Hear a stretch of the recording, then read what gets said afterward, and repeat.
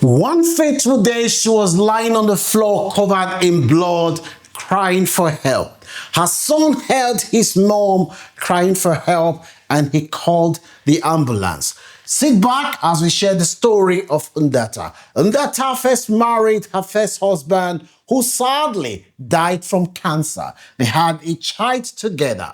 Ndata was introduced to a guy who comes from the same country, who was living in the United Kingdom.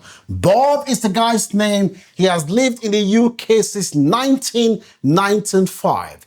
Bob and Ndata married in 2015. They had the agreement that because Ndata has a very, very good job in the banking sector in their home country, she will stay in their home country and Bob will remain in the UK. They are blessed with 2 sons and 1 daughter. For 13 years, they were traveling front and back. Ndata Seka loved singing and smiling. Her sister cherishes her videos of them together. Ndata cared so much about people. She was so humble and loyal to everyone around her. She was so smart and intelligent. That is the video of Ndata, who has been described as a bubbly and humble lady. In 2018, after 13 years of long-distance relationship, Ndata decided to move to the UK. At that time, Bob was recovering from cancer himself.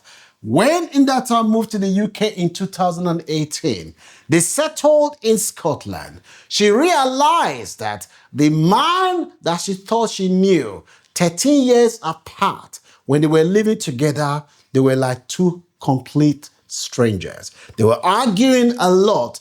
After 5 years of living together, in 2023, Ndata, with her 4 children, she said, you know what? I've had enough of this relationship. I don't want to do this anymore. This is too much for me. She moved to her own place in Edinburgh, where she was staying in this flat. But she was under a lot of pressure from people from the extended family. Say, oh, you have to resolve your disputes, your differences with your husband. There is no marriage without problem. Problem is part of marriage. Pressure from family, pressure from religious leader. This woman was confused. Here is her. Some were even telling her, you want to be a single mom for 4 children? It's hard.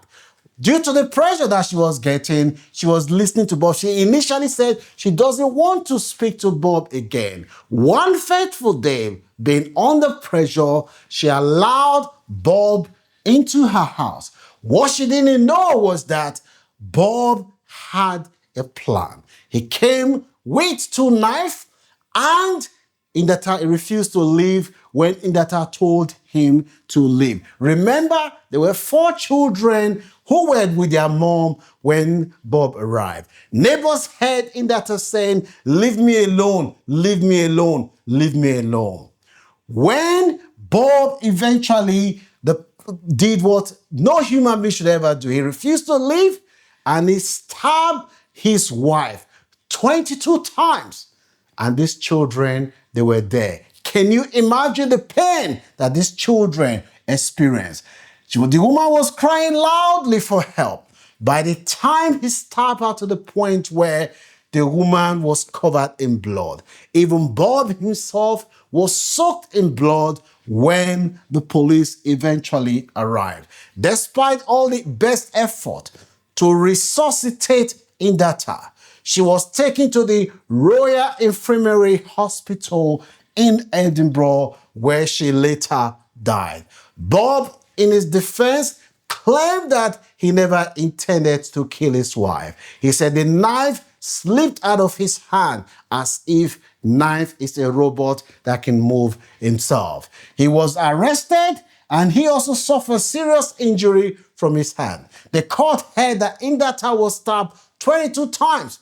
Bob was later sentenced to a minimum of 16 years, life in prison with a minimum of 16 years and 8 months. The judge has told him that because he had indefinite leave to remain, he will have to be deported back to his home country. The court was told the trauma that 4 young children who may never see their mom again suffer, knowing full well that they were at home. The prosecutor reminded the judge about the plight that women suffer in domestic abuse. This is not an isolated incident. Can you put yourself in those 4 children's shoes? They've lost their mom and their father. They will never see their father again. The children may have to end up in care if there's no family member to care for them. This is not an isolated incident. Here is a case of another guy who killed his wife in Scotland. This is the case of another Nigerian who came to the UK on the care workers visa. Him and his wife had disagreement in Norwich. He used skateboard to smash his wife's head. This is the case of another Nigerian whose girlfriend said, "I've had enough of this relationship. I want to be alone." The guy could not cope with the rejection. He went there and killed the woman because he did not want to accept being rejected. This is why on this platform, we always advocate, if you are in any relationship where the man or the woman, because there are men that also experience domestic violence, when your partner or your wife or your husband raises their hands on you, just know that anybody that respects you will never assault you. Walk away. Do not think, oh, the man is not a born again or the man is not a born again Muslim. It's going to change. It's not going to change. Regardless of the consequence, it is better for you to walk away alive than for you to pay with your life. What are the lessons that can be learned from this case today? We know that in the UK, every week, 1.5 women suffered serious injury from domestic violence. This is the UK. It's a problem that is ravaging society. When you see warning sign, do not ignore it. Family need a safe space to report abuse.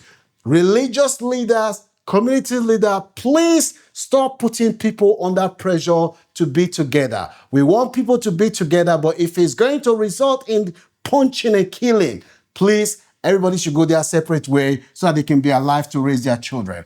Children suffer deep emotional trauma from family violence. Just imagine what those 4 children have witnessed and the trauma that they have experienced. Mental health and conflict counseling can save lives.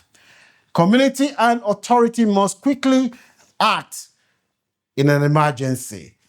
Do you think that if Idata has ignored the advice and pressure and refused to allow Bob to come to her house, do you think this would have happened? What about the children who may have to be in foster care if there's no family members to care for them?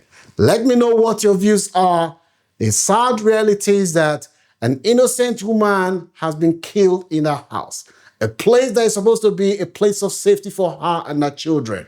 And 4 children will never see their mom again. May the soul of Idata rest in peace, and may the Almighty God give her 4 children and her family the strength to bear the loss. No human being deserves to be killed in their house. If you see any value in this content, you can support what we're trying to do and our campaign against all form of violence against women by liking this video, share, and subscribe to this channel if you haven't done so. May God bless you, and I'll see you soon.